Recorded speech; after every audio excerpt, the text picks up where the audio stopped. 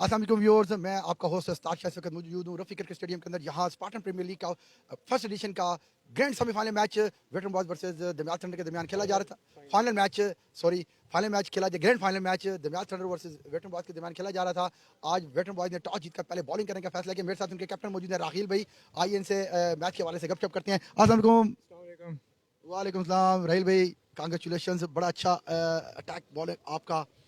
मौकी ने और मोइज ने बड़ी आउट क्लास बॉलिंग की और आपको इस वक्त 40 रन्स के ऊपर टीम को ढेर कर दिया, जो कि अनएक्सपेक्टेड था। जी बिल्कुल, इतना शॉट टोटल तो अनएक्सपेक्टेड था। जैसे मैंने बताया आपको, ग्रास की विकेट के ऊपर तो सब, और यहाँ पे मैचेस बड़े कम होते हैं और ये जानदार विकेट है, गेंद कैरी करता है। जो जितने भी मैचेस हुए हैं मोस्टली वो ड्राई और सफ़ेद विकेट पे हुए हैं जहाँ पे गेंद कैरी नहीं करता। और जो मेरे पास पेसर्स थे, मोइज हो गया, मुकद्दस हो गया, ये बेसिकली स्विंग और सीम बॉलर्स हैं। तो अर्ली ऑन उन्होंने एडवांटेज लिया और फिर मैंने कैरी कराया इनको, तो हमने ऊपर से गेम पकड़ी। तो कैसे महसूस करें इस वक्त, क्योंकि तकरीबन ऑलमोस्ट कह सकते हैं आप ग्रैंड फाइनल के तकरीबन 80% आपने इसको कर दिया हुआ है। गेम है, क्रिकेट है, क्रिकेट किसी वक्त भी रंग बदल देती है क्रिकेट की तरह।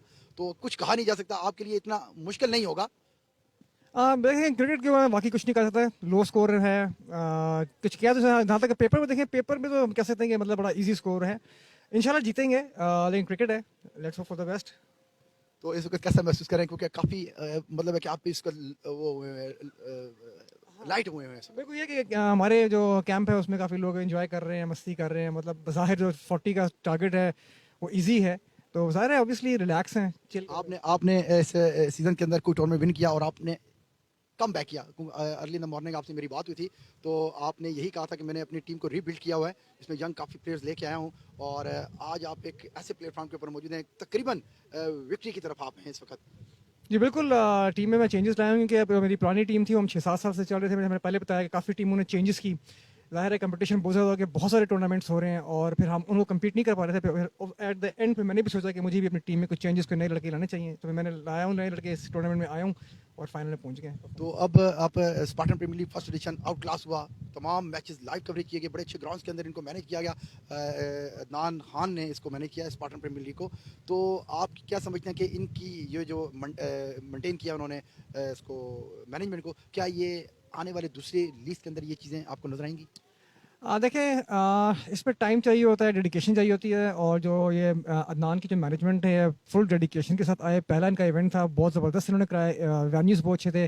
और जो बाकी जो उस वक्त लीग्स हो रही हैं वो 5-5 4-4 साल से कर रहे हैं, लेकिन अब उनके अंदर उतना स्पार्क नहीं रहा। तो उनको जो ग्राउंड मिलती है कर लेते हैं, मैचेस पहले प्लान करते हैं, बाद में डिले। मतलब यहाँ पे जो है फिक्सचर जो इन्होंने अनाउंस किया उसके हिसाब से चल रहे हैं, वो परमानेंट होता है इनका परमानेंट fixture। हो रहा है और ये बहुत अच्छा है और एक स्टैंडर्ड सेट किया है। अब देखते हैं जो इनके कॉम्पिटिटर्स हैं वो अपना स्टैंडर्ड कितना हाई करते हैं। जी, thank you very much for batting side. Thank you very much ji.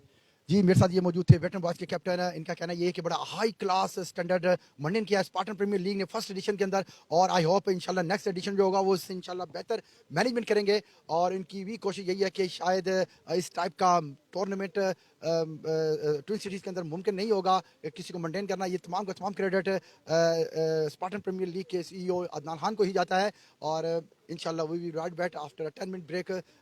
Next जो सेकंड इनिंग्स होगी उस वक्त के लिए मुझे इजाज़त दीजिए। अल्लाह हाफिज़।